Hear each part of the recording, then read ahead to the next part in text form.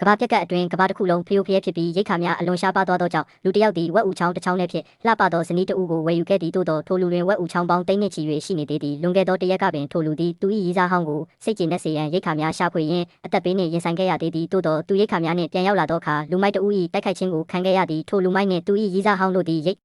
ခါအားလုံးကိုတိမ့်ပိုက်ရန်အတွက်သူ့ကိုအပြင်သို့မောင်းထုတ်ခဲ့ကြသည်ကံကောင်းထောက်မစွာဖြင့်ရိတ်ခါရှာဖွေနေသောမိန်းကလေးတဦးမှထိုနေရာသို့မတော်တဆရောက်ရှိလာခဲ့သည်သူမသည်ထိုလူကိုသူမ၏အိမ်သို့ခေါ်ဆောင်သွားခဲ့သည်နောက်ဆုံးတွင်ထိုလူသည်အပြည့်အဝပြန်လည်ကျန်းမာလာတော့လဲသူတို့တွင်ရိတ်ခါများပြက်လက်နေစေဖြစ်သည်ရုတ်တရက်ထိုလူသည်ထူဆန်းသောအတန်တစ်ခုကိုကြားလိုက်ရသည်ဝက်ဥချောင်းများကိုပြန်လည်ပြုပြင်နိုင်ပြီးပွားနိုင်ကြောင်းသူရှာဖွေတွေ့ရှိသွားသည်ထိုလူသည်အထူးစွမ်းရည်တစ်ခုရရှိသွားခြင်း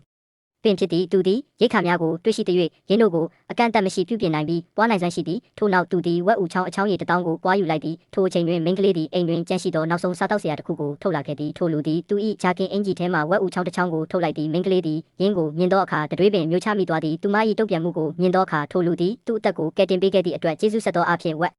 ဥချောင်းဒါဇင်ပေါင်းများစွာကိုချက်ချင်းဖန်တီးပေးလိုက်သည်ထိုလူသည်သူမနှင့်အတူကဘာပြက်ကအတွင်းအတူတကွအသက်ရှင်တန်ရန်တစ္ဆာဆိုခဲ့သည်ထိုအချိန်တွင်ရီးစားဟောင်းနှင့်လူမိုက်တို့သည်ထိုလူယူဆောင်လာခဲ့သောရိတ်ခါအလုံးကိုတုံးဆွဲပြီးသွားပြီဖြစ်သည်သူတို့သည်အိမ်နီးချင်းများထံမှအကူအညီတောင်းရန်အုပ်စုလိုက်စကားပြောခန့်တွင် message များပို့ခဲ့ကြသည်နောက်ထပ်အလွန်မင်းအေးစိမ်သော line တစ်ခုရောက်ရှိလာတော့မည်ဖြစ်ကြောင်းထိုလူထံမှမိန်းကလေးသိရှိခဲ့သည်သူမသည်အိမ်နီးချင်းများကို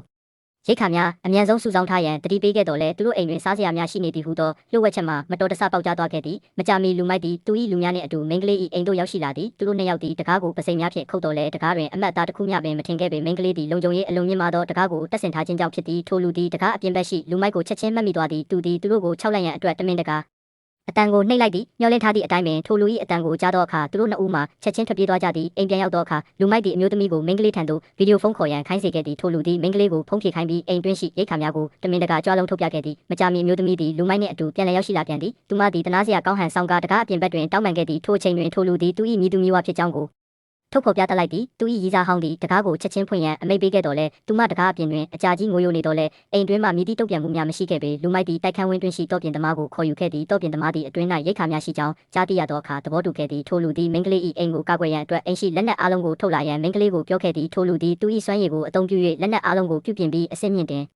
လိုက်သည်ထို့နောက်တကားပွင့်တော်မူအချိန်တွင်မိန်းကလေးထံသို့လျှက်စစ်တုံးနှင့်ငရုတ်ကောင်းစပရေးတို့ကိုကမ်းပေးလိုက်သည်ထိုလူသည်မိန်းကလေးနှင့်အတူအပြင်သို့ဝန်းကနေထွက်လာခဲ့သည်သူသည်တော့ပြင်သမားကိုလျှက်စစ်တုပ်ဖြင့်အမြန်ဆုံးရိုက်ချလိုက်သည်ထို့နောက်မိန်းကလေးသည်ငရုတ်ကောင်းစပရေးကိုအသုံးပြု၍လူမိုက်ကိုတိုက်ခိုက်နိုင်စွမ်းမရှိအောင်ပြုလုပ်လိုက်သည်ရီးစားဟောင်းမှမူဒူးထောက်၍ဂယုဏတက်ရန်တောင်းပန်ခြင်းသာပြုလုပ်နိုင်တော့သည်ထိုလူသည်သူ၏အထူးစွမ်းရည်ကိုအသုံးပြု၍ကဘာပြက်က၏